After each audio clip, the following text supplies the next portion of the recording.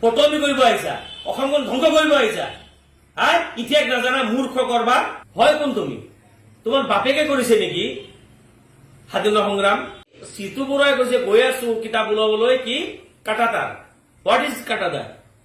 কোন হয় তুমি? হয় কোন তুমি? তোমাৰ বাপেকে কৰিছে নেকি স্বাধীনতা সংগ্ৰাম? আজি ভাৰতবৰ্ষত লাখ লাখ মুছলমানে, লাখ লাখ ওলমাই প্ৰাণ আহুতি দিয়াৰ বিনিময়ত আজি ভাৰত স্বাধীন হৈছে।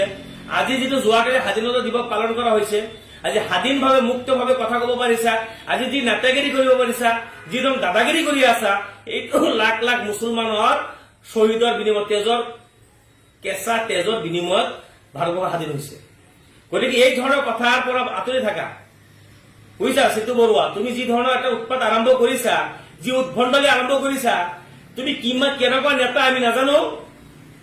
প্ৰায় 65,000 more than 66,000 বাংলাদেশীক ইতিমধ্যে চিটিজেনশ্বিপ দিলে। 66,000 বেংগলী হিন্দুৰ এগেইনষ্টত, ডেট মিনছ নন মুছলিমৰ এগেইনষ্টত যিটো এক্টিভ কেছ আছিল, এইটো ইতিমধ্যে প্ৰত্যাহাৰ কৰাৰ কাৰণে অসম চৰকাৰে নিৰ্দেশ দিছে প্ৰতিটো ডিচি।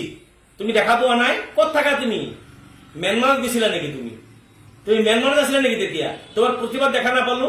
বিজেপিৰ চামচাগিৰি কৰিব আহিছা, অসম ধ্বংস কৰি ফটোৱামি কৰিব আহিছে। ইয়াত ফটোৱা, এইবিলাক ফটোৱামি বন্ধ কৰা বুজিছা।